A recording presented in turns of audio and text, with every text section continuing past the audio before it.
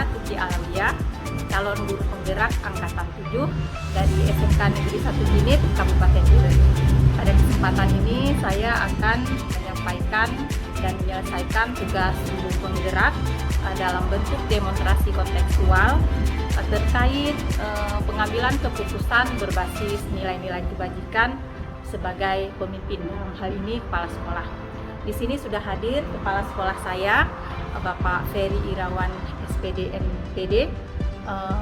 Nanti saya akan mewawancari beliau dalam beberapa pertanyaan.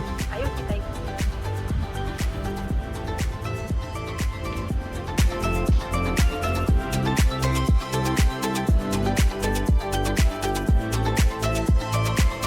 Bapak Ibu guru hebat, kali ini saya sudah bersama kepala sekolah saya, Bapak Ferry Irawan SSI MPD.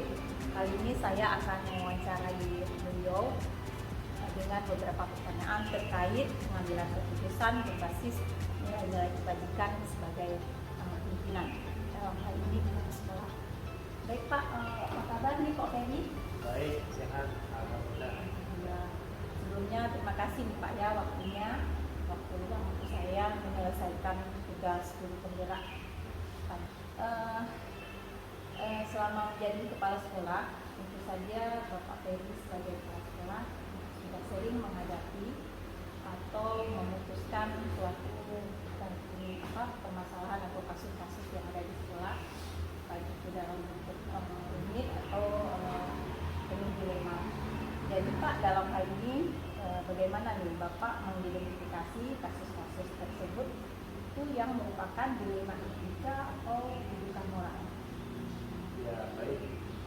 Memang saya mau menjadi kepala sekolah. Tentunya beragam persoalan yang saya hadapi sebagai kepala sekolah. Tentunya setiap permasalahan itu harus kita sikapi dengan bijak. Jadi banyak hal masalah seperti berbicara etika di rumah. Jadi dalam hal ini kadang ada kalanya guru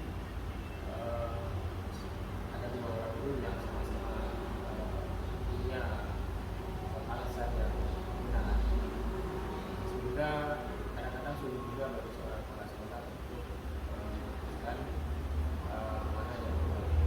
Karena tentunya pertama sekali saya harus melihat adalah risiko ke depan seperti apa. Kemudian juga ada aturan yang memang harus kita patuhi, sehingga ini harus menjadi real kita dalam bermain, dalam memberikan sanksi-sanksi kepada bawahan-bawahan kita. Contohnya seperti ini, ada kalanya kita berikan untuk memberikan kepada sekolah, untuk memberikan seorang guru di masyarakat. Tentunya sekolah itu akan menjadi guru yang tepat sesuai dengan kompetensi di pelajaran tersebut, sehingga nama yang disebutkan tidak ditulis di sana.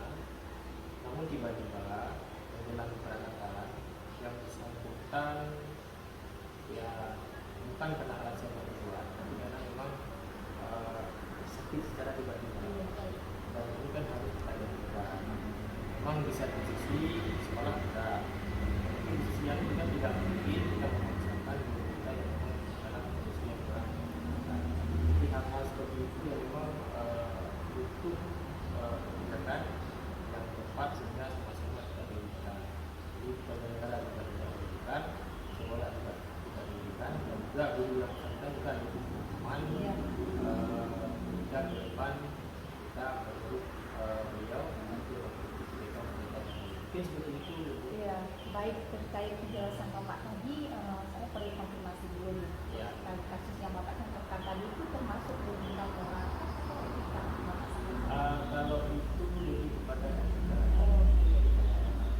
tapi kalau pada ini bukan moral itu lebih kepada kegiatan-kegiatan yang sifatnya kadang-kadang perlu dilaksanakan di sekolah atas inisiatif seseorang. Jadi dalam hal untuk memperberat sekali kami atau merupakan di sekolah, tapi di biasanya juga kita tidak menjaga dan itu bukti. Secara kegiatan itu sangat bagus, tapi secara anggaran mungkin kita tidak segera. Nah, ini adalah dua hal yang berbeda. Sehingga ini juga kita cari solusi. Artinya kegiatan ini juga harus kita laksanakan, tapi dari sisi hukum juga kita tidak perlu nanti di suatu hari kemudian kita jadi penyelesaian tertentu. Mungkin seperti itu. Berarti yang saya tangkap tadi dari Bapak dalam membedakan atau mengidentifikasi kasus dilema etika atau pelanggaran itu terkait yang bersentuhan dengan hukum atau yang terkait dengan dilema etika, ya? Iya. Ya, baik. Selanjutnya Pak, tadi Bapak sudah ceritakan tentang contoh kasus yang dilema etika yang menurut Bapak itu kadang harus ada pertimbangan dalam memutuskan kasus tersebut. Jadi selama ini yang Bapak jalankan untuk memutuskan kasus tersebut seperti apa? Jadi saya tangkap sedikit, Bapak mempertimbangkan risiko, kebijakan, kemudian aturan-aturan yang ada di sekolah. Bisa Bapak jelaskan? Jadi ketika ada kasus-kasus seperti itu, tentunya kita petakan dulu yang kita gunakan atau sebisa mungkin kita mengharapkan ya kita bisa mengikuti kegiatan tersebut. Tapi memang karena kondisi yang kita memungkinkan, mungkin kita masuk yang dalam kompetensi kita. Kira-kira siapa yang memang memiliki kemampuan yang sesuai dengan pelatihan yang akan sekolah itu, ataupun saya bisa menemukan guru-guru yang ada di sekolah yang punya kapasitas untuk itu walaupun secara kompetensinya tidak terlalu sama. Jadi yang penting yang kita harapkan adalah walaupun kompetensinya kurang tapi dia mau. Ini yang kita harapkan. Jadi intinya adalah kita tetap memperlihatkan orang-orang yang hebat di sekolah yang penting mau bertanggung jawab dan juga ketika pulang ke sekolah mau berbagi apa yang didapatkan di pelajaran tersebut. Baik Pak, jadi ya saya tangkap di sini berarti dalam Bapak menjalankan bagaimana memutuskan kasus tersebut menurut penjelasan Bapak tadi saya simak bahwa hal-hal yang Bapak putuskan itu harus Bapak lakukan konfirmasi dengan yang bersangkutan. Kemudian Bapak juga melihat ada plan B-nya, artinya nggak ada keputusan dua aja, artinya ada keputusan apa istilahnya dilema atau pilihan yang lain seperti itu Pak, ya? Iya, baik. Ini ada pertanyaan selanjutnya nih Pak, makin menarik aja nih kita berbicara tentang pengambilan keputusan. Lalu bagaimana nih Pak langkah-langkah atau prosedur seperti apa yang biasa Bapak lakukan selama ini? Kita kan di sekolah sudah ada yang membantu kepada sekolah, kepala sekolah, ketua jurusan, kemudian juga ada staf-staf yang lainnya. Jadi dalam hal ini kita tidak langsung memutuskan, tentunya juga kita melibatkan guru-guru yang sudah kita berikan juga tambahan. Juga harus mengenai persoalan ini sesuai dengan porsinya. Memang tidak kita libatkan semuanya. Nah, misalkan seperti pelatihan tadi, ini kan lebih cenderung kepada kurikulum. Jadi nanti kita minta bagaimana pendapat di bapak guru, siapa yang terbaik yang bisa mewakili sekolah untuk mengajukan guru yang satu. Mungkin seperti itu. Di sini berarti langkah-langkah dalam prosedur dalam pengambilan keputusan Bapak tadi, Bapak itu tidak melakukan pengambilan keputusan sendiri, tapi melibatkan staf-staf yang terkait. Kemudian Bapak juga menyesuaikan dengan tupoksi baru mengambil keputusan, ya. Kemudian apa nih hal-hal yang Bapak anggap efektif dalam pengambilan keputusan pada kasus yang efektifnya dari sisi apa sih? Efektifnya seperti ini. Ketika kita memiliki sumber daya yang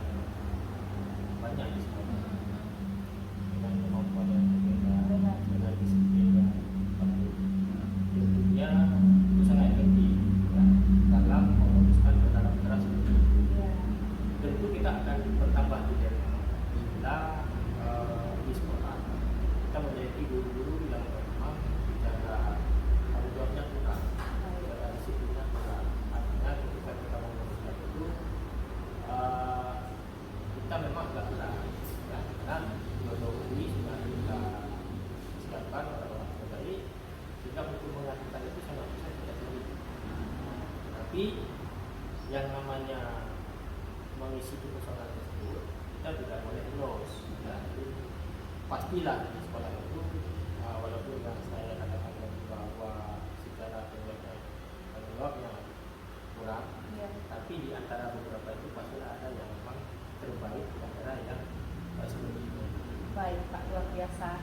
Jadi yang efektif dan pengambilan keputusan seperti yang saya maksudkan itu Bapak melibatkan juga bagaimana sumber daya manusia yang ada di sekolah, kemudian bagaimana karakter yang membentuk daya disiplin yang ada di sekolah itu. Selanjutnya nih Pak, hal apa saja yang selama ini merupakan tantangan dalam pengambilan keputusan? Ada nggak tantangannya? Ya, tantangan pasti ada. Yang pertama adalah itu dari sumber daya manusia di sekolah itu juga Ya, kembali lagi ya. Nah, karena begini, bisa jadi di saat yang bersamaan ya, terjadi kasus yang sama ya. Jadi kita sudah menyiapkan si A berhalangan, kemudian kita punya alternatif si B juga terjadi hal yang sama. Artinya tidak diduga-duga. Nah, ini juga itu sebuah kata. Dilema betul Ya, ya. dilema betul. Kemudian tantangan yang kedua adalah tidak boleh digantikan secara aturan. Jadi secara aturan karena yang kita adalah nama yang tidak boleh digantikan. Itu kan dilema. Artinya secara mungkin secara aturan kita memaksa hal itu. Tapi secara sosial juga kita memahami kondisi seperti itu. Tentunya cara kita adalah komunikasi dengan pihak yang sedapat mungkin bisa dilakukan dengan orang-orang yang ada di sekolah dengan kemampuan yang sama. Mungkin seperti itu.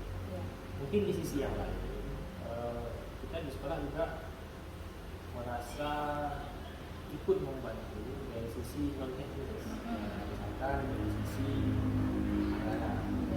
Ada kalanya kegiatan-kegiatan yang memang tidak disediakan sumber daya pada peserta, sehingga ini merupakan kepada sekolah. Di satu sisi tidak ada masalah, tapi di sini juga ada kalanya sekolah juga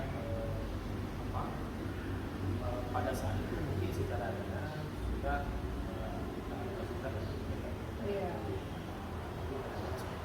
Baik Pak, bagus sekali. Selanjutnya nih Pak ya, apakah Bapak memiliki sebuah jadwal tertentu atau tata cara dalam menyelesaikan kasus ini? Apakah langsung Bapak selesaikan dalam waktu itu juga atau perlu waktu dulu untuk memahami kasus? Selama ini biasanya kasus-kasus seperti itu kan bersifat insidental. Ada kalanya kita selesaikan secara langsung. Kita pakai orang-orang memang yang berhubungan dengan yang bersangkutan. Ada kalanya memang kita membutuhkan waktu untuk melakukannya secara bijak. Artinya mungkin secara langsung kita melibatkan orang-orang yang tidak diketahui oleh yang bersangkutan. Tapi ada kalanya juga kita melibatkan seperti yang saya katakan tadi stakeholder sekolah. Jadi kita duduk bersama menyelesaikan persoalan. Tapi ada kalanya juga menjadi hal buntu sehingga kita butuh waktu mencari sebuah penguatan dari orang-orang yang memang punya kompetensi. Baik, artinya ini tergantung kondisi dan kasus yang kita hadapi ya. Kemudian ada nggak seseorang atau hal faktor-faktor yang mempermudah dalam Bapak memutuskan pengambilan keputusan? Ada nggak? Misalnya ada faktor ini, makanya saya mudah nih dalam menjalankan pengambilan keputusan. Atau saya melibatkan siapa, jadinya gampang. Selama ini sebenarnya mungkin ini tergantung dari kondisi sekolah. Ya kebetulan di sekolah yang seperti sekarang, saya di sana memiliki orang-orang yang jujur. Jadi kejujuran itu adalah sebuah jawaban yang sangat berarti, sehingga ini mudah ya. Itu kita menyikapi karena ada kejujuran tadi. Yang kedua juga kita memiliki jiwa-jiwa kepemimpinan di sekolah. Kita punya wakil yang paling sekolah, kita punya guru yang ini ada kolaborasi antara dua dan juga. Tapi kalau menurut saya mereka ini adalah guru yang luar biasa. Mereka lah yang hari ini membantu segala persoalan yang memang yang tidak bisa kita selesaikan secara tanggung jawabnya sebagai kepala sekolah. Baik, Pak, luar biasa ya. Jadi yang saya simak ini kan kembali lagi ke budaya positif tadi yang Bapak sampaikan. Jadi faktor yang mempermudah Bapak dalam mengambil keputusan tadi Bapak sampaikan lagi tentang karakter, kejujuran yang utamakan di situ kan. Ada faktor kepemimpinan, balik lagi ke etika. Namanya juga kita lembaga pendidikan, balik lagi ke etika. Dan itu masuknya nanti ke budaya positif lagi ya. Aduh, udah di penghujung nih Pak. Dari pembicaraan kita, apa nih yang bisa menjadi pembelajaran Bapak dari pembicaraan kita hari ini? Ya, sebenarnya banyak hal ya. Terutama mengenai etika moral ya. Etika moral Dari lima etika ya. Dan juga terjadi dari pendidikan moral. Ini adalah dua hal yang berbeda, tapi ini sering terjadi di sekolah ya. Sehingga ketika hal ini sering kita lakukan di sekolah, itu saya pribadi menambah pendewasaan saya dalam menghadapi persoalan di sekolah. Tetapi juga ketika ini dibudayakan oleh semua warga sekolah, itu juga menjadi sebuah hal yang positif bagi sekolah. Jadi ketika yang positif ini kita melaksanakan, tentunya khusus sekolah juga akan nyaman.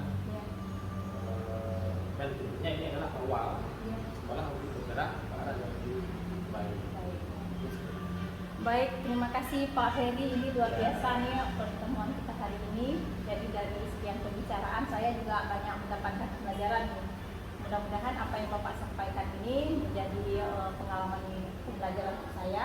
Untuk saya terapkan, nanti saya kan guru sebagai pemimpin pelajaran juga. Nah, gitu.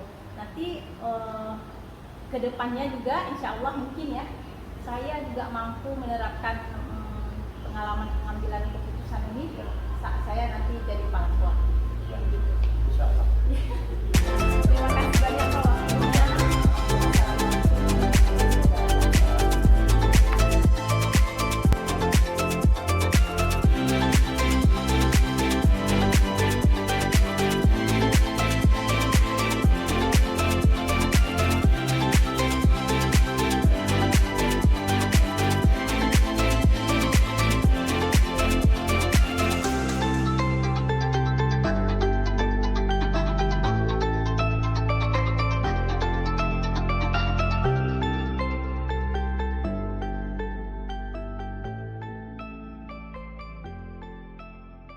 Bapak Ibu guru hebat, kali ini saya bersama Kepala Sekolah SMP Negeri 2 Biren bersama Bapak Kepala Sekolahnya Pak Yuslia SPD MM.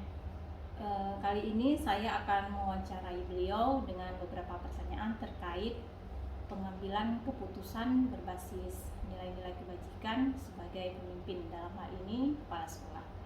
Baik Pak Yuslia, apa kabar nih hari ini? Alhamdulillah, dalam suasana puasa. Iya, baik. Terima kasih Pak Yuslia sudah menyempatkan waktunya untuk pertemuan ini. Sesaat lagi saya akan mewawancarai dengan beberapa pertanyaan. Mudah-mudahan membawa pembelajaran bagi saya juga tentunya. Pak Yuslia, tentunya Bapak sebagai Kepala Sekolah sudah pernah menghadapi beberapa kasus atau sudah banyak pengalaman dalam memutuskan pengambilan keputusan, apakah itu kasus yang mudah yang dapat diputuskan langsung atau kasus yang penuh dengan dilema. Jadi Jadi dalam hal ini bagaimana nih Bapak mengidentifikasi kasus-kasus bahwa kasus itu merupakan dilema ITK atau bujukan moral? Bapak mengidentifikasi atau membedakannya? Terima kasih. Bismillahirrahmanirrahim.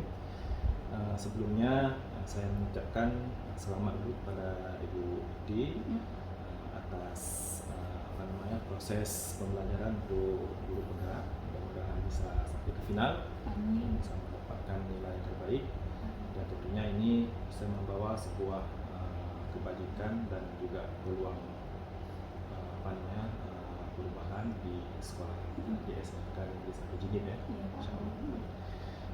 Baik, jadi kalau kita lihat di sekolah memang dari beberapa buah sekolah yang telah kita mengalami sebagai seorang kepala sekolah memang memiliki berbagai macam karakteristik ya. Masing-masing sekolah itu punya karakteristik masing-masing dan punya problematika masing-masing, dan ini juga membutuhkan pola penanganan mungkin yang sedikit berbeda dari sekolah lain. Jadi yang berhubungan dengan permasalahan yang bisa dikategorikan sebagai dilema etika, ya, itu kita harus melihat dulu dalam persoalan tersebut itu. Dalam persoalan itu harus ada keputusan yang diambil itu memiliki konsekuensi yang signifikan bagi semua pihak yang terlibat. Jadi ada dalam mengambil keputusan itu harus diambil dan harus dilihat ya, bahwasanya keputusan yang diambil itu memiliki konsekuensi ya, konsekuensi terhadap semua pihak-pihak yang terlibat dalam persoalan tersebut. Ya, ini harus kita lihat dulu.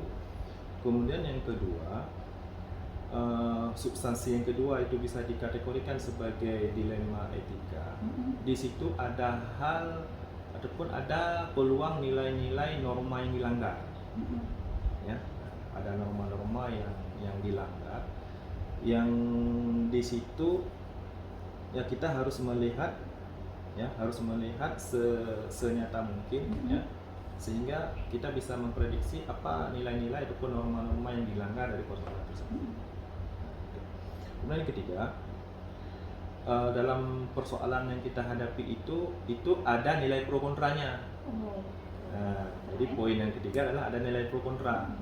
Jadi ada yang setuju atau yang tidak setuju terhadap keputusan yang kita ambil.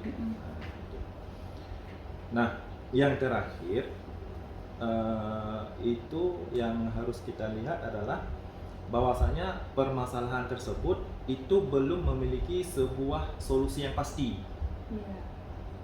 Jadi belum tentu solusinya itu harus bagaimana. Sehingga dikatakanlah sebuah dilema.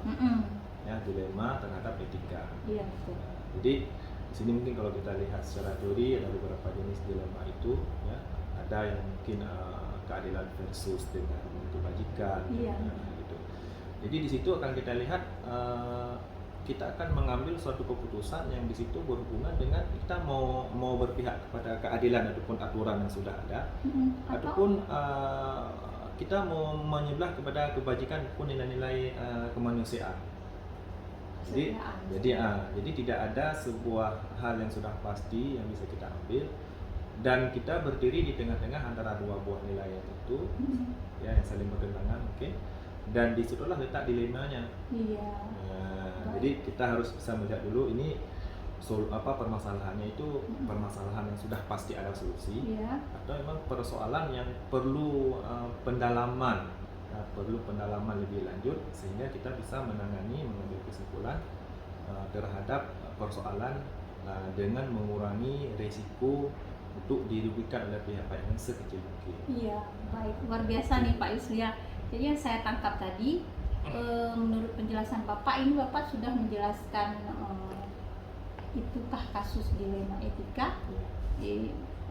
Itu kita lihat berdasarkan konsekuensi inti, kemudian norma-norma yang dilanggar, kemudian ada nilai pro dan kontra, serta solusinya itu belum pasti, karena dua-duanya benar, gitu kan? Dua-duanya masih kemudian, ada peluang untuk dibenarkan. Kemudian bagaimana dengan bujukan moral? Ya, kalau kita lihat terhadap bujukan moral itu tentunya juga kita harus mempertimbangkan ya seobjektif mungkin ya, hal-hal persoalan yang sedang kita hadapi itu kita perlu di situ mempertimbangkan integritas, ya, integritas, kemudian nilai kejujuran itu, Iya. ya, dan juga nilai-nilai kemanusiaan juga kita perlu pertimbangkan juga di situ, sehingga di dalam memutuskan suatu persoalan itu kita tidak terjerumus kepada sikap yang meremehkan nilai-nilai moral itu sendiri. Jadi dalam kita menyelesaikan suatu persoalan, itu persoalannya selesai, tapi nilai-nilai moral itu juga harus kita pertimbangkan. Sehingga apa? Sehingga aturan yang sudah kita gariskan itu tidak kita injak-injak sendiri. Jadi aturan tetap tegak, persoalan bisa kita selesaikan. Aturan tetap berjalan, Yeah. persoalan ada penyelesaiannya. Ada penyelesaian. Ya, baik. Luar biasa Pak Yuslia ini, spesifik sekali penjelasannya. Jadi saya ini berarti langsung ke kasus dilema etika tadi, menarik sekali. Lalu bagaimana nih Bapak menjalankan pengambilan keputusan terkait dilema etika ini? Jadi pengambilan keputusannya itu seperti apa? Apa yang Bapak pertimbangkan mungkin? Iya. Jadi seperti yang saya sampaikan tadi, setiap persoalan itu, ya, itu yang pertama di dalam mengkaji persoalan tersebut, itu tentunya harus dikaji dari berbagai macam sisi. Ya, jadi satu persoalan itu harus dikaji, dipertimbangkan, dicari peluang-peluang solusi dari berbagai macam sisi.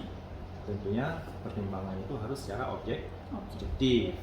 Kenapa? Karena kalau kita pertimbangkan masalah itu secara subjektif, biasanya akan merugikan satu pihak yang lain. Iya, benar. Jadi objektivitas ya itu harus dipertimbangkan. Kemudian juga kita juga harus bisa mendapatkan sebuah gambaran yang utuh terhadap persoalan tersebut, ya, suatu gambaran yang utuh, dan juga harus bisa memperkirakan kira-kira dampak apa yang akan kita munculkan nanti kalau seandainya salah satu keputusan dari beberapa gambaran solusi yang sudah kita dapatkan dari itu kita ambil. Jadi kita juga harus bisa memproyeksikan dampak dari keputusan yang sudah kita ambil tersebut. Ini juga harus kita pertimbangkan ya. Kemudian seperti yang saya sampaikan tadi di awal, bahwasanya memang di dalam kita menyelesaikan masalah-masalah yang berhubungan dengan dilema etika ataupun moral tadi itu hal-hal yang perlu dipertimbangkan dalam kita mengambil sebuah keputusan terhadap persoalan dilema tersebut, itu nilai-nilai integritas, nilai-nilai kejujuran, ya, nilai-nilai kejujuran, integritas, kemudian sisi-sisi kemanusiaan, itu harus kuat gambaran yang bisa kita dapatkan, yang bisa kita pertimbangkan, sehingga persoalan yang terjadi itu penyelesaiannya itu bisa utuh, bisa selesai tuntas tanpa meninggalkan persoalan-persoalan pun menumbuhkan persoalan-persoalan yang lain. Jadi seperti itu. Iya. Itu saja. Spesifik sekali nih Pak Yuslia. Jadi yang saya tangkap tadi berarti kalau dalam menjalankan keputusan terkait dilema etika, kita harus mempertimbangkan peluang, kemudian harus objektif, tidak subjektif supaya tidak memihak ke salah satunya, gitu. Kemudian dampak yang dihasilkan dari keputusan itu.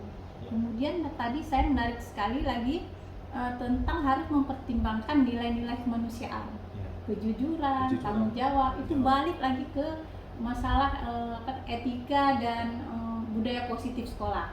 Itu menarik sekali Pak, karena memang lembaga kita kan lembaga pendidikan, tentu menjunjung tinggi nilai-nilai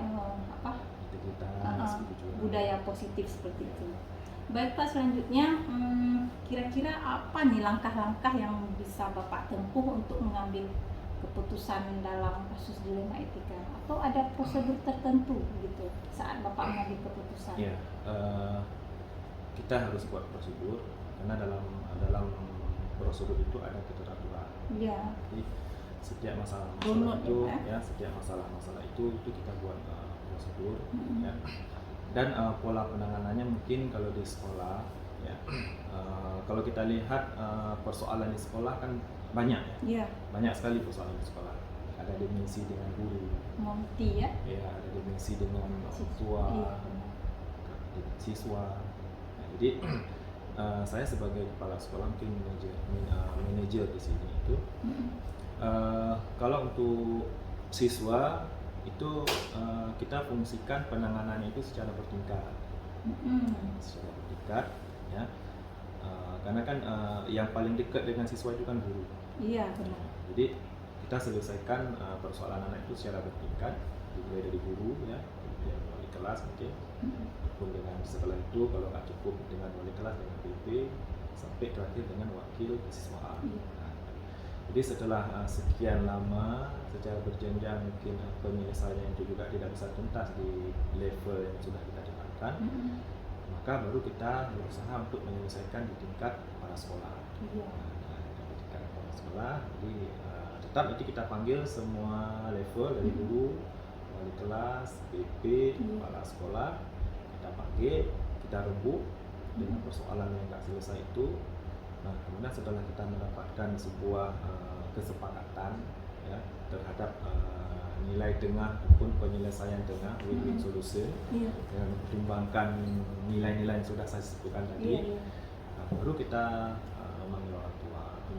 Jadi nggak langsung Wah, loncat ya ke enggak. orang tua. Memanggil orang tua, kemudian kita diskusi dengan orang tua, juga kita hadirkan yang bersangkutan siswa, Mm-mm. dan dari situlah nanti saya mengambil alih, kemudian memaparkan semua hal secara objektif, Iya. objektif terhadap kata persoalan persoalan. anak tadi itu, yang tidak ditambah tidak dikurang, Iya. berdasarkan laporan dari guru, Mm-mm. kelas, PP, kesiswaan, sehingga nanti dengan orang tua kita mendapatkan sebuah kesepakatan, Mm-mm.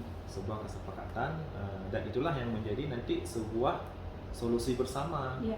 terhadap kasus-kasus yang ada nilai-nilai dilema tadi itu. Iya. Dan ini juga perlu kita pertimbangkan juga aturan sekolah. Ini kan keadilan ataupun aturan sekolah versus dengan kemurahan hati Mm-mm. dan kebajikan, gitu kan. Iya. Jadi kita pertimbangkan di situ bagaimana persoalan anak itu bisa selesai tanpa kita menginjak-injak aturan sekolah, tata tertib sekolah. Juga tetap kita memberikan pertimbangan yang besar terhadap masa depan anak. Iya. Nah, Keberpihakan terhadap anak. Iya. Karena bagaimanapun sebesar apapun kesalahan anak, Iya. dia masih sebagai pelajar, Iya. orang yang berhak untuk mendapatkan pendidikan. Mm-mm. Nah, jadi inilah yang perlu kita pertimbangkan, aturan sekolah bisa selamat, dan kita menjunjung tinggi aturan sekolah, masa depan anak juga bisa kita selamatkan. Mm-mm. Jadi pertimbangannya itu biasanya solusinya itu kita di tingkat kepala sekolah, beberapa kasus itu saya cenderung memberikan kesempatan kedua, kesempatan terakhir di anak. Oh iya. Ada Kesempatan peluang lagi terakhir seperti untuk Bapak anak. katakan tadi ya. Kita membuat perjanjian dengan orang tua, ini Bapak Ibu kalau seandainya dia berulang lagi dengan persoalan yang sama dalam waktu saya 1 minggu, Mm-mm.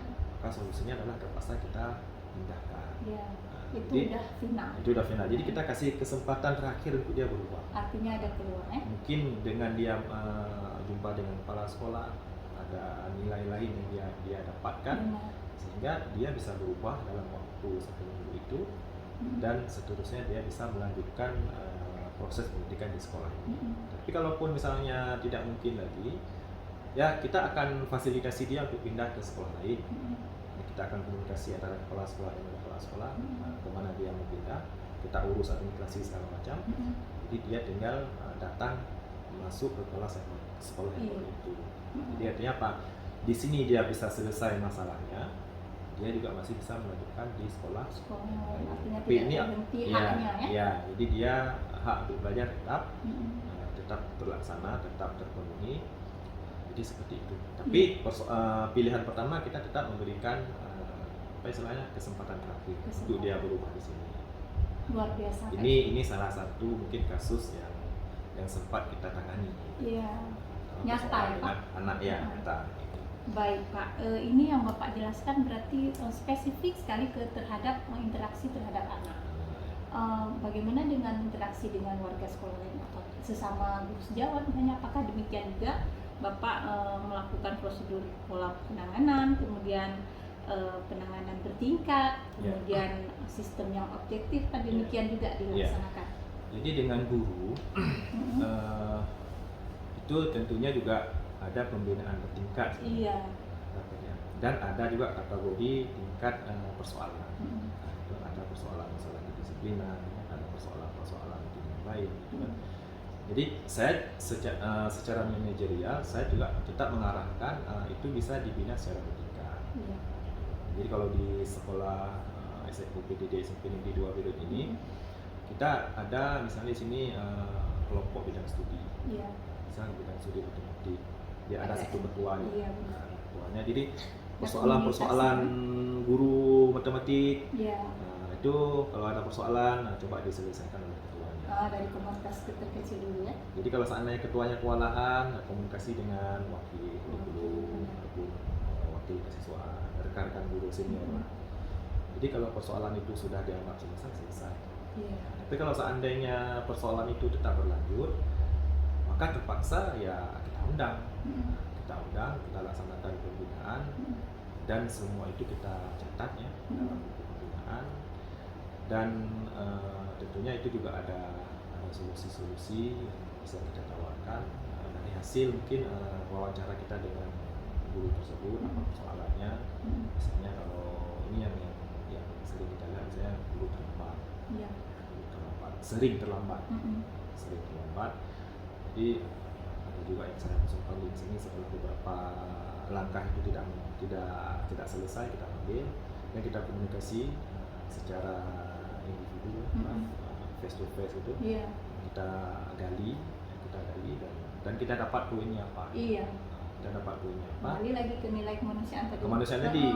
Jadi saya sampaikan, Bapak Ibu, ini kalau seperti ini saya menawarkan solusinya seperti ini, karena ini juga demi kebaikan Bapak Ibu sendiri. Masalah kedisiplinan tidak disiplin dalam macam itu kembali kepada kita, dan juga hal-hal yang lain yang kita sampaikan, sehingga alhamdulillah untuk sekarang ini insya Allah masalah kedisiplinan guru itu bisa kita tekan seminimal mungkin. Dan dalam hal ini saya lebih mengutamakan pendekatan kemanusiaan. Pendekatan kemanusiaan artinya apa? Kita tidak langsung menghukum dengan aturan. Artinya tidak ada SP gitu ya. Jadi SP1 itu keluar setelah penyelesaian secara kemanusiaan itu menjalani jalan buntu. Jadi tetap aturan sekolah tetap kita tegakkan, tapi sebelum SP1 itu keluar misalnya, itu jauh sebelum itu kita coba buat pendekatan secara kemanusiaan. Sehingga apa? Sehingga stabilitas sekolah itu bisa stabil, bisa terjaga. Jadi kalau seandainya semua itu diarahkan dengan aturan positif, aturan sekolah, maka saya pikir akan terjadi ketidakseimbangan di sekolah. Maksudnya subjektifnya? Subjektif. Jadi tidak terjadi ketidakseimbangan di sekolah, sehingga apa? Sehingga di sekolah itu lingkungannya nggak kondusif untuk guru dia melaksanakan fungsinya sebagai pendidik di sekolah. Tapi kalau seandainya sekolah ini kita bangun dengan budaya humanis, ya, dengan budaya yang nyaman, yang aman, gitu. Jadi sehingga semua guru itu menganggap ini rumah keduanya. Benar. Jadi saat siswa keluar dari rumahnya, dia menuju ke rumahnya yang lain. Jadi hal-hal seperti ini, jadi hal-hal seperti ini perlu kita bangun supaya tumbuh budaya yang positif, nilai-nilai positif lainnya, sehingga siswa di sini belajar dengan nyaman, guru juga di sini dia bertugas dengan tidak ada kemarahan, tidak ada orang yang tunjuk-tunjuk, tidak ada perintah-perintah, gitu kan. Jadi semua berjalan secara menurut relnya masing-masing, fungsinya masing-masing, dan menurut berdasarkan kesadarannya masing-masing. Nah ini yang perlu kita temukan. Luar biasa Pak Yuslia. Jadi yang saya tangkap di sini adalah saya jadi teringat tentang koneksi antar materi, bahwa perlu sekali adanya budaya positif dan penerapan pembelajaran yang seperti yang diterapkan oleh prinsip pembelajaran Ki Hajar Dewantara. Yeah. Jadi prinsip yang Bapak sebutkan tadi itu menuntun sekali, tidak ada Yeah. hukuman di situ, Yeah. tidak ada konsekuensi. Konsekuensi pun harus sudah melewati tingkat-tingkat yang sudah Bapak sampaikan tadi, dari nilai-nilai kemanusiaan tadi. Luar biasa Pak, ini pembelajaran betul untuk saya. Selanjutnya nih, kira-kira Pak, hal apa yang selama ini Bapak anggap dalam pengambilan keputusan itu sisi ini yang efektif? Kira-kira sisi efektifnya dari mana seperti itu?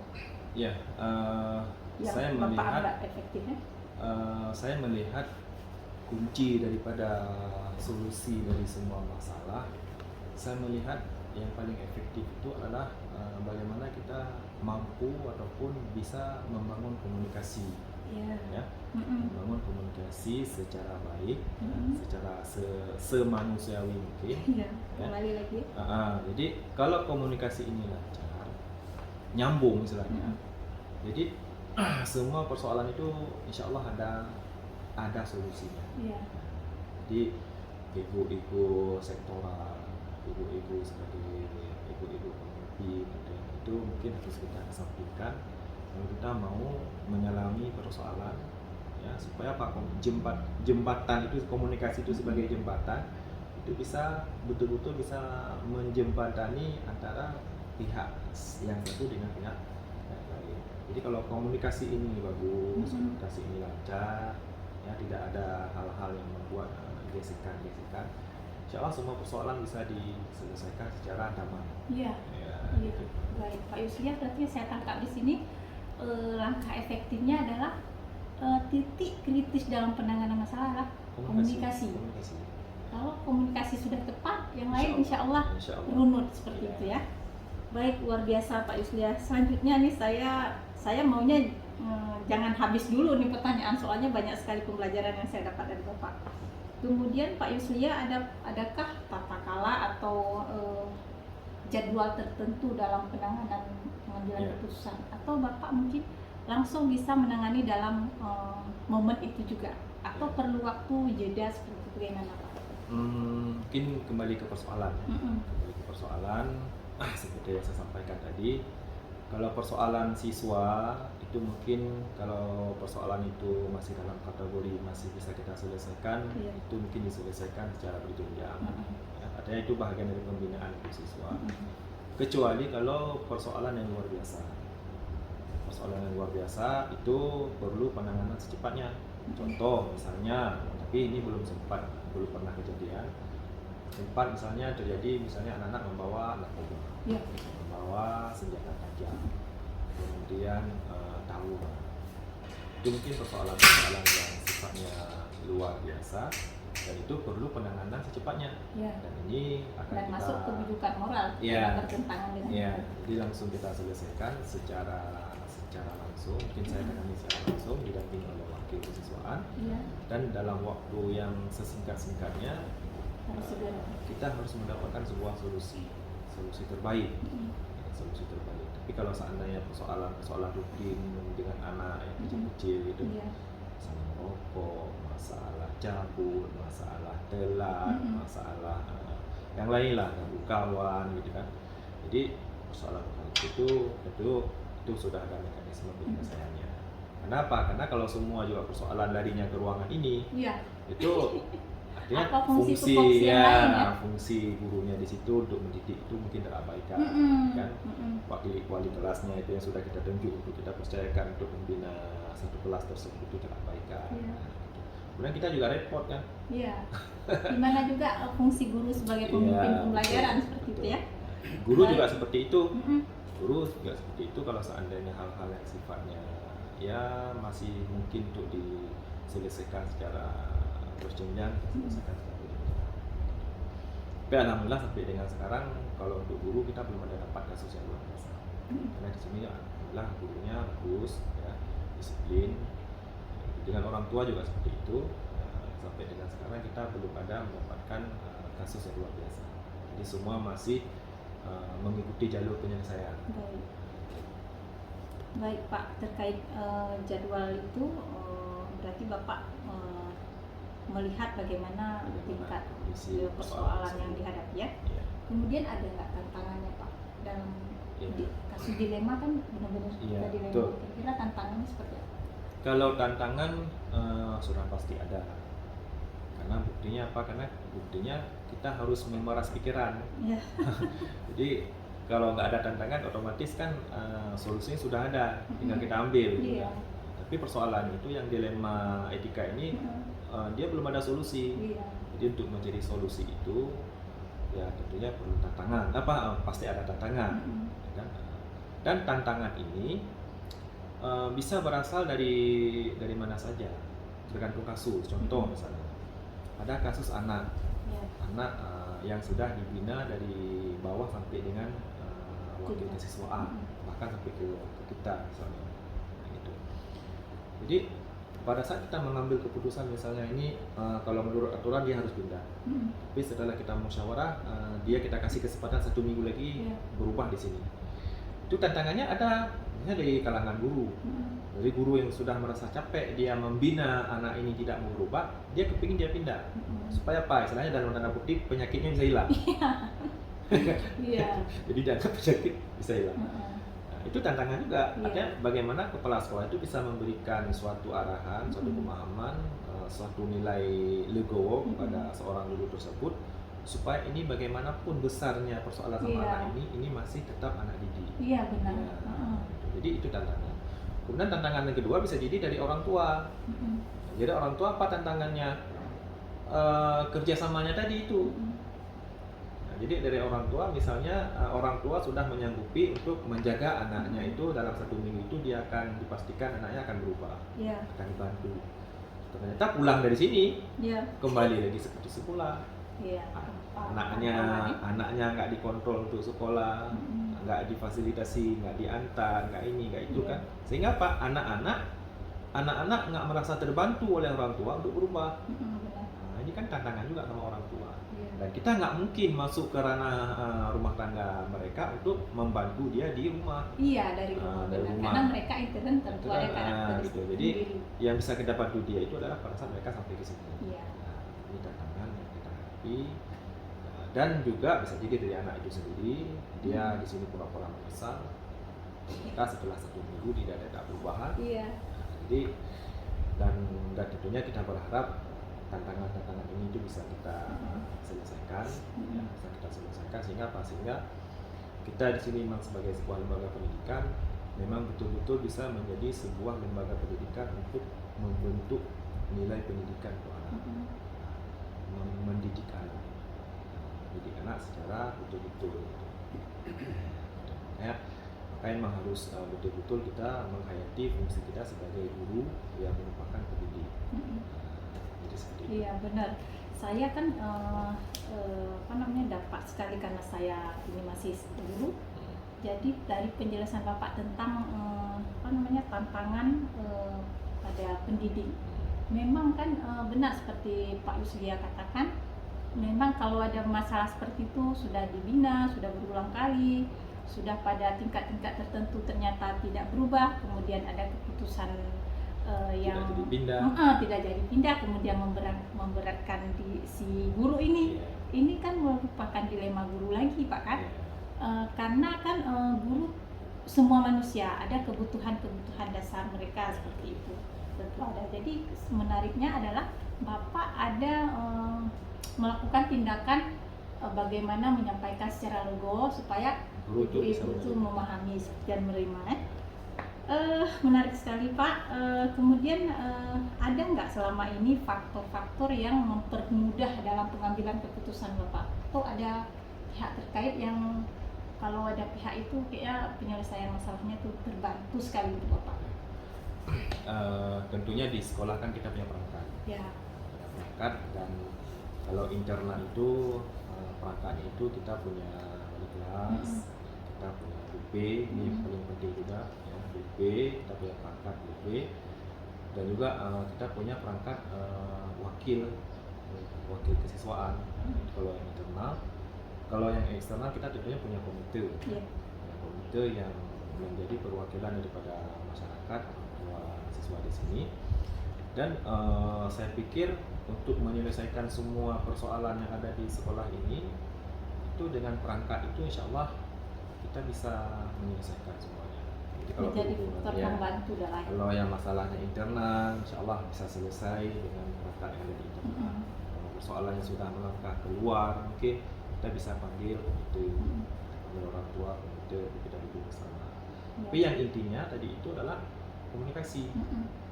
Komunikasi itu harus kita bangun dengan mengesampingkan ego sektoral tadi. Iya, benar. Jadi kita fokus terhadap penyelesaian. Fokus terhadap penyelesaian. Jadi bagaimana kita bisa membangun komunikasi dengan perangkat-perangkat tadi, dengan guru, dengan BP, dengan wali kelas, wakil, komite, itu menjadi sebuah sebuah elemen yang terintegrasi, yang terpadu. Dan integrasi itu yaitu narah hubungnya dengan komunikasi. Jadi kalau komunikasi macet udah terputus itu. Contoh misalnya kalau kita dengan komite nggak pernah berkomunikasi, nggak pernah tukar pikiran, nggak pernah ini segala macam silaturahim, maka dengan komite akan putus. Jadi semua persoalan sekolah komite nggak tahu. Jadi untuk menghubungkan antara sekolah dengan komite, caranya dengan Komunikasi tadi. Luar biasa Pak Yuslia, kembali lagi ke komunikasi. Komunikasi. Memang ini kan pihak-pihak yang membantu ini seperti pihak tupoksi yang ada di sekolah, wakil-wakil seperti yang Bapak sampaikan tadi, kemudian komite. Kalau tidak ada komunikasi tadi terhambat juga, artinya nggak membantu, betul ya. Pak Yuslia, tidak terasa nih sudah di akhir pembicaraan kita, ada nggak hal-hal yang menjadi pembelajaran untuk Pak? Baik, mungkin pembelajarannya itu luar biasa ya. Artinya apa?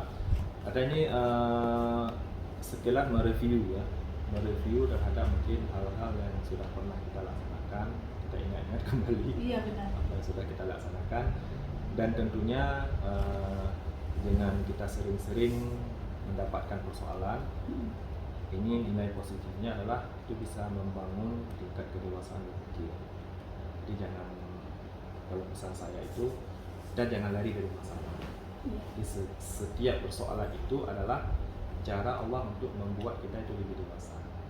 Jadi saya mengatakan setiap persoalan itu dihadapi, tidak lari, dan dalam persoalan itu, dalam kesulitan itu, insya Allah ada kesempitan itu, ada kelapangan. Ya, Allah yang bantu ya. Cuman kita harus bertekad untuk tetap berada dalam kebajikan. Tetap berada dalam kebajikan, insya Allah sejauh kita masih berada dalam posisi yang benar, insya Allah apapun yang kita laksanakan, Allah akan menuntun kita kepada kebenaran. Iya.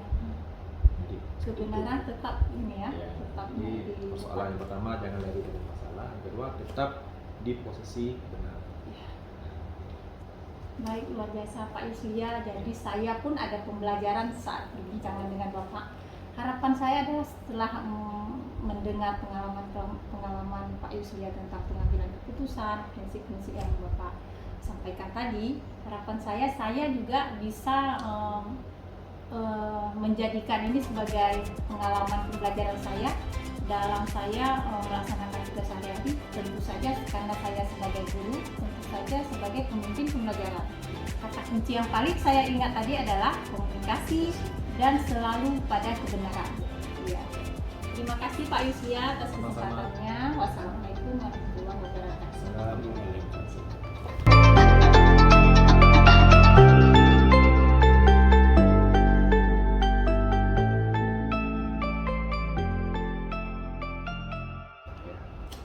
Bapak Ibu guru hebat, kembali lagi bersama saya Tuti Alawiyah, calon guru penggerak angkatan 7 dari SMK Negeri 1 Binit, Kabupaten Gurun. Kali ini saya sudah bersama Bapak Anwar, SPD MM. Beliau adalah Kepala Sekolah SMP Negeri 1 Pedadaan. Baik, pada kesempatan ini saya akan mewawancarai Pak Yuslia dengan beberapa Pak Anwar maksud saya dengan beberapa pertanyaan. Pak Anwar, apa kabar nih Pak Anwar? Alhamdulillah kabar baik. Sebelumnya saya ucapkan ribuan terima kasih nih Pak ya. Bapak sudah meluangkan waktu membantu saya dalam menyelesaikan tugas pendidikan guru penggerak. Ya, sama-sama Bu. Ya, Putri. mudah-mudahan Allah juga memudahkan urusan Bapak Amin, di lain waktu. Amin. Baik Pak, terkait Bapak sebagai kepala sekolah, tentu saja ada banyak hal atau Bapak telah mengalami berbagai tindakan pengambilan keputusan, baik itu kasus yang sederhana sampai ke kasus-kasus yang rumit seperti itu, yang mendilema istilahnya. Jadi selama ini bagaimana nih Bapak mengidentifikasi atau membedakan bahwa pengambilan keputusan yang Bapak ambil itu adalah termasuk dilema etika atau bujukan moral? Kira-kira bisa Bapak sampaikan penjelasan perbedaannya? Iya, baik. Terima kasih. Itu dari pertanyaan Ibu tadi, saya selama 5,5 tahun jadi kepala sekolah, itu memang banyak hal yang saya dapatkan. Iya.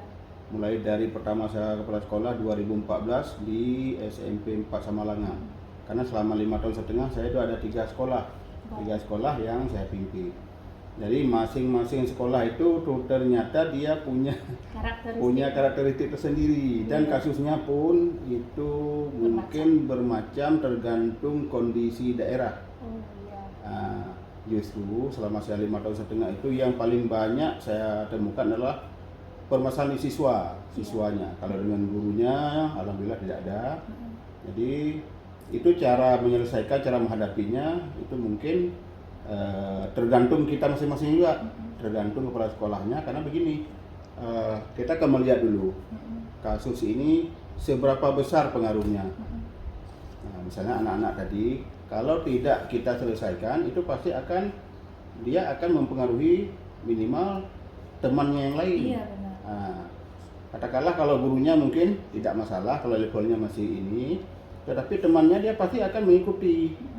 Jadi otomatis nanti lama-kelamaan itu akan jadi masalah besar. Ya, efek jangka panjang. Efeknya, jadi guru-gurunya kalau udah besar itu, katakanlah dia enggan untuk masuk ke kelas itu untuk mengajar. Karena kenapa? Itu kelas itu udah dianggap itu kelas buangan. Padahal tadi gara-gara 1 orang. Iya. Karena kita tidak mengantisipasi secepatnya, sehingga permasalahannya meluas. Nah, contoh misalnya anak-anak yang katakanlah 1 kelas itu ada yang bandel, guru sudah mengajar, dia asik buat ulah. Jadi karena dia 1 orang itu buat ulah, padahal yang lain itu sebenarnya nggak ada masalah. Tapi karena tidak kita selesaikan, kita biarkan terjadi pembiaran terhadap dia, otomatis lama-lama yang lain pun jadi kesal. Karena kesal itu dia sebenarnya bukan mau ikut, bukan untuk mengikuti yang apa tadi, tapi karena dia kesal, akhirnya terpengaruh sehingga dia pun jadi masalah juga.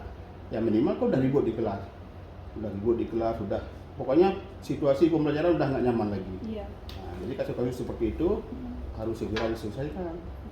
Ya juga berjenjang, kan guru di kelas nggak mungkin ada anak ribut dia lapor ke BP, itu kan masalahnya kecil sekali masih. Dia selesaikan dulu di kelas. Kalau memang tidak sanggup, katakanlah waktu dia tegur, dia melawan segala macam, ke wali kelasnya. Nanti kalau dengan wali kelasnya pun kadang-kadang kurang ini, baru ke BP. Nah, jadi berjenjang. Mungkin 3 tingkat itu insya Allah akan selesai. Nggak perlu sampai ke kepala sekolah banyak urusan lain. Iya, baik. Ya, Jadi itu. dari contoh yang Pak Anwar sampaikan itu berarti itu teridentifikasi sebagai dilema etika kah Pak, atau bujukan moral seperti yang Bapak sampaikan? Kalau yang tadi itu termasuk ke dilema etika menurut saya. Nah, karena dia kan bagaimana ya? Kalau saya sampaikan dilema etika seperti yang Bu jelaskan tadi kan sama-sama dia dia saling menguatkan, sama-sama benar. Nah, jadi sulit memutuskan mana yang iya, ya jadi sebenarnya kita bisa mengidentifikasi. Nah, tetapi itu dua-duanya itu memiliki kebenaran. Jadi pandai-pandai kita bagaimana cara mengidentifikasi dan menyelesaikannya tanpa ada pihak-pihak yang dirugikan. Nah, Itu menurut saya. Ya baik Pak, terima kasih atas penjelasannya. Jadi jika itu adalah salah satu contoh dilema etika, selama ini bagaimana Bapak menjalankannya dalam memutuskan pengambilan keputusan, mengambil satu sikap lah seperti itu. Ya. Tadi sudah Bapak sampaikan berarti penanganan yang bertingkat seperti itu. Ya, di sisi lain bagaimana? Iya. Kalau saya itu sering kalau ada hal seperti itu pertama selesaikan. Seperti saya sampaikan barusan, selesaikan di tingkat sekolah, di tingkat kelas dulu. Iya betul. Karena yang paling kan pertama masalah itu muncul di kelas. Jadi guru yang mengajar, karena dia anak-anak gini, dia belum tentu semua guru itu dia sama. Iya benar. Ada guru yang tetap dia mungkin merasa kurang nyaman dengan guru itu, entah katakanlah mungkin guru itu pernah memojokkan dia, katakanlah dalam tanda kutip tadi ya. Jadi anak-anak kalau ada seperti itu kan rumahnya gurunya kalau kita guru matematika misalnya, udah dia mikir itu banyak rumusnya segala macam, tambah lagi dia kurang suka. Nah, jadi kalau sudah seperti itu kejadiannya, itu berarti dia harus cepat mengambil tindakan. Iya. Jangan sampai gara-gara satu orang yang seperti saya bilang tadi itu merembes yang lain.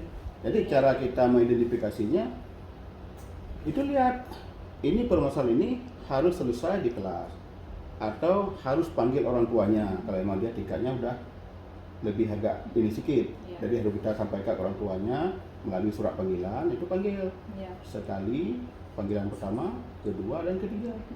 Dan selama saya kepala sekolah saya sampaikan ke guru, ke wali kelas ya, karena untuk memanggil itu urusan wali kelas. Setiap panggilan surat panggilan itu buat di sana panggilan pertama. Nanti kalau dia datang tulis surat hadir. Berarti penyelesaian apa? Nanti kalau ada buku catatannya, ditulis buku catatannya, termasuk perjanjian lah di sana kita katakan. Ada buku bimbingan siswa. Nah, jadi penyelesaian dia dengan kejadian pertama itu apa? Ditulis di situ. Berarti dia udah berjanji nggak akan mengulangi begini bla bla bla bla bla panjang lebar. Nah, nanti buat di sana tanda tangan siswa bersangkutan, orang tuanya, termasuk wali kelas. Supaya dia nanti tidak mengulangi lagi, karena kalau nggak kita tanda tangan ibarat angin lalu kan. Nah, hari ini dia sudah sadar, nah, besok mungkin karena pengaruh teman, lingkungan segala macam berubah lagi. Nah, jadi setiap permasalahan harus tuntas, itu intinya. Ya.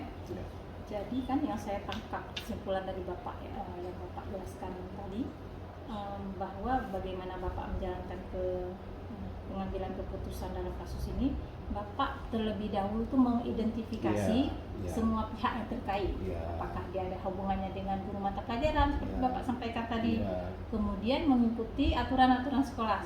Kan selama menangani pengambilan keputusan ini, selama Bapak jadi kepala sekolah, ada nggak prosedur yang biasa Bapak lakukan atau langkah-langkah yang biasa Bapak lakukan? Selain yang Bapak sebutkan tadi, saya tangkap adalah kita harus mengidentifikasi semua pihak yang terkait dalam kasus, baikkah dulu itu mungkin ada permasalahan intern, kemudian mengikuti aturan, kemudian prosedur apa lagi yang Bapak lakukan? Ada, karena begini, di sekolah itu kan punya aturan. Di sekolah punya aturan, mungkin semua sekolah itu kalau kita masuk ke pengadilan sekolah sudah ditempel di dinding itu tata tertib sekolah. Jadi tata tertib sekolah, aturan sekolah itu adalah untuk dipatuhi, bukan cuma terhadap siswa, terhadap guru juga seperti itu. Jadi jangan kita, semua warga sekolah, jangan kita buat aturan untuk siswa kita sendiri. Misalnya ini contoh kasus upacara, kita pagi-pagi kan lihat anak-anak sebelum berdiri di lapangan bajunya udah masuk ke dalam belum? Justru kita gurunya bajunya masih di luar. Jadi kan memperlihatkan kan contoh kan. Jadi anak-anak lihat di gurunya di pas baju udah lah, jangan anak lagi. Jadi contoh kita berikan itu dari kita dulu. Baru mereka itu yang namanya kan kalau istilah ada istilah kerennya apa namanya ya? Kalau guru kencing berdiri, murid kan kencing berlari kan. Nah, jadi artinya teladannya dari guru dulu. Dari guru dulu. Kemudian yang ibu tanyakan tadi itu apa namanya? Prosedur. Ada. Kan berjenjang yang saya sampaikan tadi kan. Jadi kita identifikasi masalah itu berjenjang. Misalnya ini tingkat kesalahannya kecil, rendah, adapun sedang, adapun besar. Iya. Kalau yang kecil-kecil itu mungkin dengan guru di kelas, adapun tingkat wali kelas sudah selesai. Tapi kalau tingkat yang lebih berat lagi, tidak selesai dengan guru, tidak selesai dengan bimpen, itu harus mungkin harus kita libatkan komite sekolah, Iya. harus kita libatkan tokoh. Kan di tokoh itu sangat berperan dalam pendidikan. Kenapa? Stakeholder. Stakeholder, karena dia itu orang yang katakanlah dipercaya ataupun orang yang bisa dianggap sebagai motivator. Jadi tokoh itulah mungkin berpengaruh nanti. Nggak selesai dengan komite, Ya. panggil tokoh lagi. Jadi minimal tokoh itu tokoh yang memang disegani oleh masyarakat. Minimal kalau tokohnya disegani oleh masyarakat, apa yang dia omongkan itu mungkin jadi sebuah kalau istilahnya tabegah, itu cambuk. Maksudnya bukan cambuk, apa istilah bahasanya? Yang namanya tokoh itu kan orang yang kita hormati. Contoh misalnya di kampung itu pemuka agama. Teladan kita. Teladan ya, pemuka agama yang pegah lagi kiai haji itu mungkin tingkat, walaupun manusia punya salah ya, tetapi tingkat kesalahannya kecil. Berbeda kalau mungkin yang menyampaikan itu bukan tokoh, orang-orang biasa. Iya, benar. Tidak punya teladan yang kuat, dan mungkin tingkat kepercayaannya pun itu tidak sama dengan yang tokoh sampaikan. Nah, itu menurut saya, Bu, Iya, baik. dalam identifikasi tadi. Oh ya, luar biasa nih Pak Anwar. Selanjutnya dalam pengambilan keputusan, kira-kira apa nih hal yang Bapak anggap efektif supaya pengambilan keputusan itu sesuai? Apa yang Pengambilan keputusan terhadap kasus-kasus yang Bapak sampaikan itu berkaitan dengan bioetika ya? Otomatis Apa kan yang Bapak anggap efektif dalam penanganan? otomatis sebuah keputusan kan harus memuaskan semua orang. Iya. Gitu kan? Jadi jangan ada merasa pihak-pihak yang merasa kita rugikan dengan keputusan kita. Arti kata begini, kalau permasalahannya sudah selesai, sudah kita selesaikan, kita mengambil keputusan, itu berarti semua pihak merasa puas, semua pihak merasa bahwa terakomodir keinginan dia. Walaupun dalam arti kata itu mungkin tidak 100% ya. Tapi kalau di atas 75% orang mungkin sudah menganggap bahwa itu sudah puas. Nah, jadi itu harus betul-betul terpuaskan semua pihak. Jadi tidak boleh di pihak sana puas, pihak sini merasa itu belum selesai. Itu nanti akan jadi istilahnya kalau permasalahan itu di sekolah konflik internal. Kalau dengan katakanlah kalau masalah dengan guru itu parah lagi. Itu jadi manajemen konflik. Kalau sudah manajemen konflik udah susah. Buatlah kelompok nanti. Di sana kelompok pro kepala sekolah, di sini kelompok anti, di sana kelompok non-blok. Ya kelompok non-bloknya harus kita uji. Nah, jadi kalau seperti itu sulit. Jadi kalau ada riak-riak seperti itu selesaikan. Jangan tidak biarkan sampai nanti dia jadi bom waktu. Kalau udah jadi bom waktu itu akan menyerang kita sendiri sebagai pimpinan.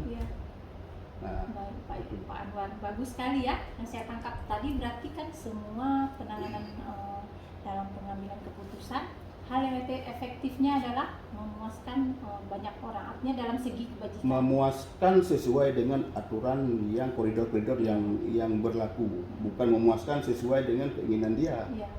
Karena baik kan, bagi semua orang. Iya, karena kan begini soalnya. Ada yang puas, Ibu Tuti puas. Ternyata dengan saya itu kurang puas, tapi ini kita ambil keputusan adalah semua bisa memuaskan sesuai dengan aturan-aturan yang ada. Baik, luar biasa Pak. Selanjutnya nih ada nggak tantangan yang Bapak alami selama menjalankan pengambilan keputusan ini? Kira-kira tantangannya seperti apa? Semua permasalahan memang ada tantangan. Maksudnya jangankan untuk di sekolah itu jumlah orangnya sudah ramai, di rumah pun misalnya kayak kalau kita punya anak 3 nggak sama ketiga-tiganya kan. Kalau masih kecil mungkin nggak ada masalah, tapi kalau tingkat SMP, SMA udah besar, udah punya problem masing-masing, apalagi tingkat di sekolah. Yang namanya tantangan pasti ada.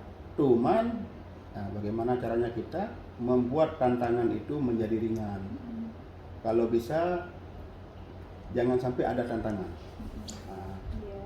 tergantung dari kita juga. Kembali tadi saya sampaikan, karena apapun cerita kan, kita di sini sebagai pendidik, katakanlah kalau guru, kepala sekolah sebagai pemimpin. Iya. Nah, bagaimana caranya dengan kemampuan yang dia miliki, dengan polesan tangan dinginnya, Iya. itu membuat yang bermasalah tadi menjadi tidak bermasalah. Iya. Damai ya. Damai. Misalnya ada, katakanlah kita sudah betul misalnya, masih ada satu orang kadang-kadang yang ini kita buat dia masih menganggap itu nggak betul, begini nggak betul. Nah, kita harus peka, kenapa seperti ini, apa permasalahannya. Jadi Iya. jangan kita udah kayak gitu cuek istilahnya, nggak open. Jadi itu nanti lama-lama bisa besar. Selidiki kenapa bapak si guru ini seperti ini. Setelah kita panggil, kalau saya caranya saya panggil secara perorangan, secara personal. Jangan pernah memarahi guru di depan orang lain, apalagi di depan anak. Iya, benar. Itu paling pantang. Panggil dia ke dalam, panggil dia, tanya permasalahannya sebelum kita membuat tahu dia kenapa seperti itu. Tanya dulu, kenapa bapak begini. Nah, selalu kalau ada hal-hal yang saya sampaikan di bapak merasa itu kurang puas, ada apa sebenarnya. Iya. Jadi Selidik. dengan kita tanya itu, kita selidiki itu kan otomatis dia akan menjawab apa masalahnya. Ternyata ketemu, saya dulu di pengalaman pertama di SMP 4 Samalanga. Terus terang ini guru olahraga, tanpa sebut nama ya. Beliau guru olahraga. Begitu waktu saya pertama masuk, itu saya lihat setiap ada yang saya suruh, acu tak acu. Jadi istilahnya mau bekerja, cuma tidak 100%, seolah-olah ada yang agak berat.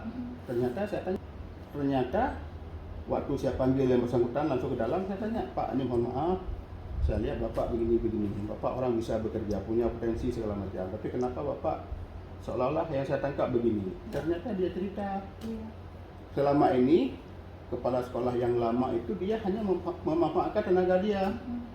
Yang diberikan hanya kerja, kesejahteraan tidak pernah diperhatikan. Jadi siapapun kan begitu, seolah-olah kerja dia itu tidak kita hargai. Dia kita hargai tidak mesti dengan uang, Bu. Orang Apresiasi hal-hal kecil, hanya kita ajak minum kopi. Setelah dia kerja, ayo Pak kita minum kopi. Tapi jangan udah capek dia kerja, pelap-pelap pingkunya ke Aceh, ternyata tidak ada harga sama sekali. Baik, Pak. Nah, Jadi yang saya tangkap tantangannya adalah tadi sudah Bapak sampaikan juga di awal tuh, beda sekolah, beda pula karakternya, dan beda pula orang yang kita tangani. Iya. Jadi caranya adalah Sama kayak kita di rumah, beda-beda kasus kan. Urun kaya ada masalah, urun kecil ada masalah. Iya, baik. Ya. Jadi selanjutnya nih Pak, dalam menangani penyelesaian kasus itu, ada nggak sebuah tata kala atau jadwal khusus untuk Bapak dalam menyelesaikan pengambilan keputusan? Iya. Mungkin Bapak harus punya jeda waktu atau Bapak langsung mengambil keputusan dalam segera dalam waktu itu juga. Iya. Kembali lagi tergantung masalahnya. Ada masalah yang harus segera tertangani. Ada masalah yang bisa kita tunda. Tetapi kalau saya prinsipnya, kalau ada hal seperti itu, kalau bisa itu segera kita tangani. Jangan tunggu sampai besok. Iya. Karena kenapa? Berlarut-larut. Yang berlarut, yang pertama supaya tuntas, yang kedua supaya setiap permasalahan itu kalau kita biarkan kan bikin mumet kepala, Bu. Kalau saya ya, semakin banyak masalah menumpuk. Masalah Jadi sekolah, kita selesaikan, ya? masalah sekolah udah ada misalnya kamu numpuk, kalau heboh masalah anak selesai. Pulang ke rumah tambah masalah lagi, jadi mumet. Iya. Jadi kalau saya itu cenderung menyelesaikan sebisa mungkin dan secepat mungkin. Tergantung tingkat masalahnya juga bagaimana. Ada yang harus hari itu juga, Iya. ada yang harus mungkin kita kan perlu waktu untuk strategi dulu kalau Iya, masalahnya benar. agak berat. Tergantung masalah. Sama kan kayak pasukan tempur kan, begitu ada musuh kan nggak mungkin serang langsung kan, lihat dulu kekuatan dia berapa, permasalahan kemudian medannya bagaimana. Kalau salah nanti Pertimbangan. ya, kalau salah kita serang langsung, malah justru senjata makan doang. Nah, ditumpuk Iya. kalau menurut saya mungkin. Jadi identifikasi masalah dulu, penanganannya nanti baru kita tahu sendiri, ohnya apa ya harus cepat selesaikan. Jangan sampai nanti merembes. Gara-gara masalah ini merembes ke hal-hal yang lain. Ada yang boleh kita tunggu besok. Begitu juga pelibatan orangnya, mungkin cukup dengan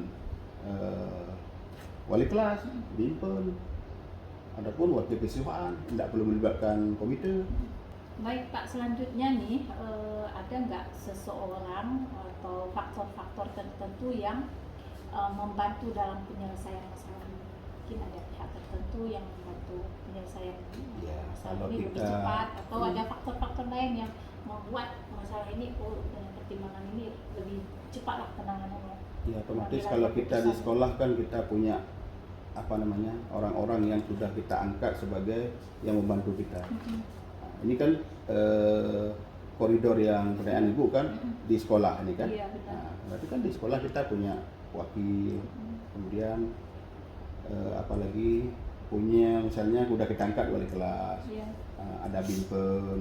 Jadi itu kan semua orang-orang yang membantu dalam menyelesaikan kasus tadi. Iya. Dan kita nggak mungkin kepala sekolah biuk masalah kecil masalah di kelas Ke langsung ruang kepala sekolah. bawa ke ruang kepala sekolah. Itu kan nggak mungkin langsung kayak gitu, berjenjang dulu. Kayak orang naik tangga, anak tangga Artinya pertama, melibatkan kedua. pihak-pihak Iya, terkait ya, jadi sesuai PPK itu kita tupoksinya. libatkan dan itu harus memang diselesaikan. Nggak mungkin langsung kemari kepala sekolah banyak urusan lain. Iya. Jadi kalau itu tiap hari itu tugasnya nggak sempat mikir untuk kemajuan sekolah, Iya. mikir yang gitu aja. Iya.